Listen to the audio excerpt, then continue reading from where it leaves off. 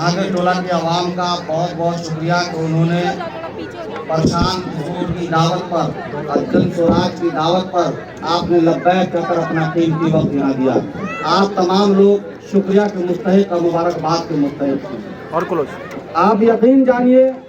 कि ये आपके गांव के लिए सआदत की बात है, ये खुशी की बात है कि आज जन स्वराज की जो पद यात्रा निकली है वो आपके गांव होते हुए जाएगी। जब कभी इतिहास लिखा जाएगा, जब कभी तारीख लिखी जाएगी इस पद यात्रा की, जन स्वराज की, तो आपके इस गांव का जिक्र भी होगा और आपकी इस मोहब्बतों का जिक्र भी होगा और आपके इस मेहनत का भी जिक्र होगा, आपकी इस कुर्बानी का भी जिक्र होगा। अब रही बात दोस्तों कि आखिर प्रशांत जी ये पद यात्रा क्यों कर रहे हैं, ये पद यात्रा की आवश्यकता क्यों पड़ी। जो प्रशांत किशोर एसी में बैठने वाले, हेलीकॉप्टर पे घूमने वाले, वो आज जनता के बीच क्यों हैं। तो मेरे भाइयों, मैं इतना ही कहूँगा, जब प्रशांत किशोर ने किसी नेता का हाथ थमाया तो उसको जीत की राह पर ले गए। आज प्रशांत किशोर जनता के हाथ थापने आए हैं, जनता के दुख दर्द को सुनने आए हैं। आज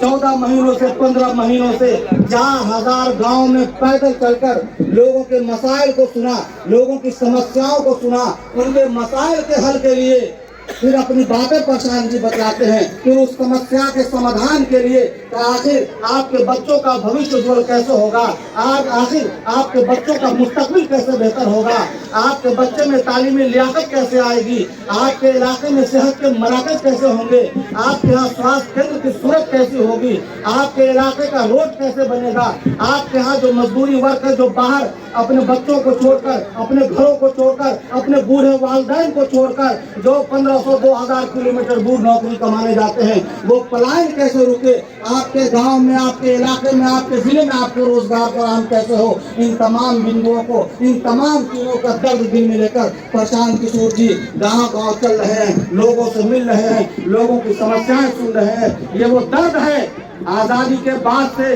इस धरती पर ऐसा कोई नेता नहीं पैदा हुआ जो आपकी समस्या के समाधान के लिए आपके यहाँ पैदल चलकर आया हो। आपके यहाँ वो नेता तो आए होंगे जो आपसे वोट मांगने का लालच दिए होंगे, आपसे वोट मांग कर ले गए होंगे, फिर आपको अपनी सूरत नहीं दिखाई होगी, आपकी तरक्की की बात नहीं की होगी, आपके विकास की बात नहीं की होगी। लेकिन इस भारत के इतिहास में आज ये पहली बार कोई व्यक्ति है जिसने आपकी समस्या के लिए, आपके बच्चों को उज्जवल भविष्य के लिए, आपके बेहतर माशरे के लिए, आपके इलाके की तरक्की के लिए आप तक खुद पैदल चल के आया है। इसलिए ये बात तारीख में जब लिखी जाएगी तो ये बात भी लिखी जाएगी कि जो व्यक्ति पैदल चलकर आपका हाथ तक आया था, आपके घर तक आया था, आपकी समस्या को सुनने आया था, आपके मसाइल को हल करने के लिए आया था, उस व्यक्ति का आपने कितना साथ दिया। जब ये तारीख लिखी जाएगी तो मैं चाहता हूँ उस तारीख में भाइयों आपका भी नाम हो, इस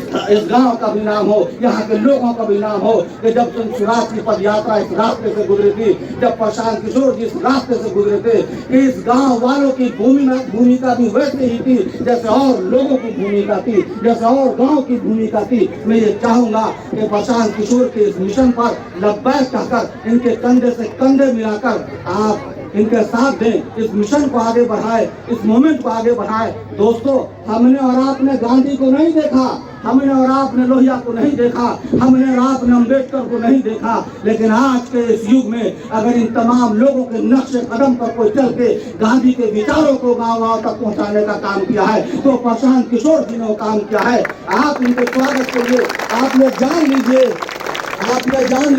कि